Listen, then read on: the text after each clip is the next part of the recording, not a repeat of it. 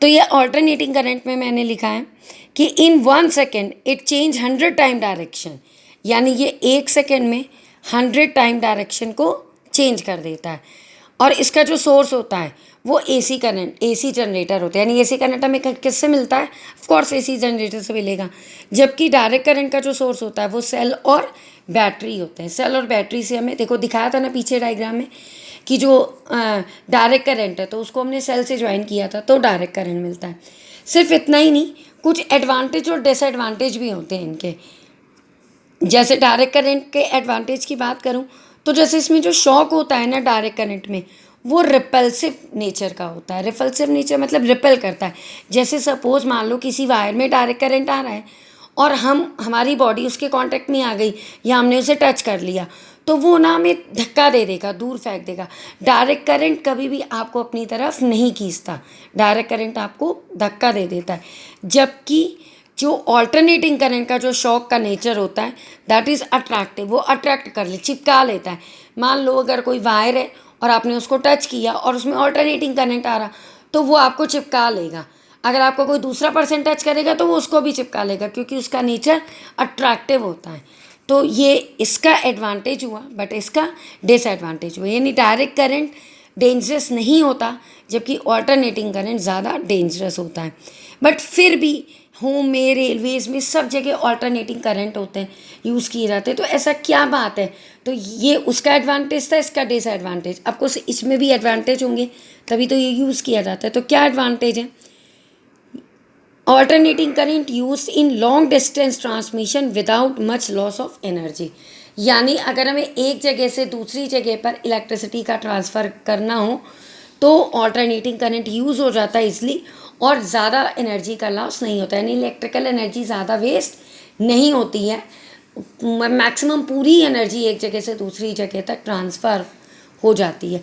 जैसे सपोज़ देहरादून से दिल्ली हमें इलेक्ट्रिसिटी ट्रांसफ़र करनी हो तो बहुत कम एनर्जी वेस्ट होगी, बट मैक्सिमम एनर्जी वहाँ पर पहुँच जाएगी। तो ये बहुत बड़ा डिसएडवांटेज है।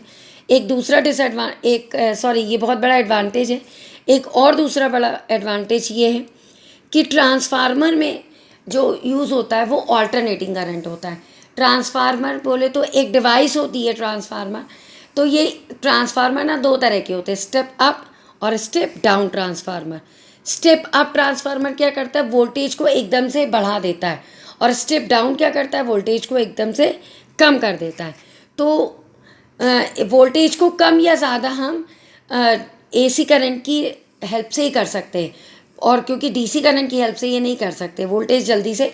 अगर हमें डीसी करंट की हेल्प से करना भी है तो पहले डीसी करंट को एसी करंट में कन्वर्ट किया जाएगा और फिर ये वोल्टेज को अप और डाउन ईजिली कर देगा, अदरवाइज़ नहीं करता है।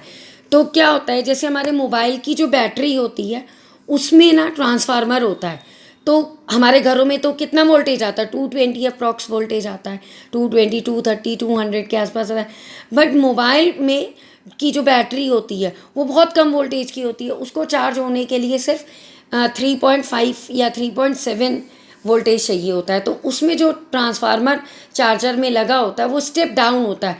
वो क्या करता है, जब हम उसके प्लग को सॉकेट में फिट करते हैं तो अगर उसको तो कितना ही करंट मिल रहा है, कितना वोल्टेज मिल रहा है? 220। बट जो चार्जर में 220 का वो ट्रांसफार्मर लगा रहता है स्टेप डाउन, वो क्या करता है? वोल्टेज को एकदम से कम कर देता है और मोबाइल को उतना ही वोल्टेज देता है जितना कि मोबाइल को चाहिए। ज़्यादा देगा तो मोबाइल ख़राब नहीं हो जाएगा। इस तरह से ये भी बहुत बड़ा एडवांटेज है। तो it can only B use in the AC current. Transformer सिर्फ एसी करंट से ही वोल्टेज को अप या डाउन कर सकता है, डीसी करंट से नहीं। इसकी अगर बात करें तो ऐसा नहीं है कि ये बेकार है, इससे कुछ नहीं होता, सिर्फ ये बस शॉक इसका रिपल्सिव होता है।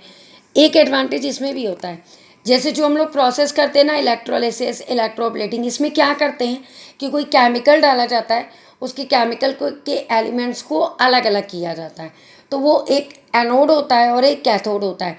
तो जो केमिकल भरा होता है वो एलिमेंट्स में ब्रेकअप होने के बाद एक एलिमेंट कैनोड एनोड पर आकर चिपक जाता है और एक कैथोड पर चिपक जाता है।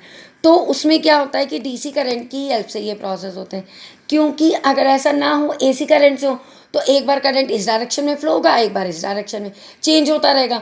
तो क्या होगा, केमिकल कंफ्यूज हो जाएगा कि कौन एनोड है कौन कैथोड है। तो कभी एनोड कैथोड में चेंज हो जाएगा, कभी कैथोड एनोड में, तो केमिकल भी कंफ्यूज हो जाएगा कि किस पे अभी पेस्ट होना है।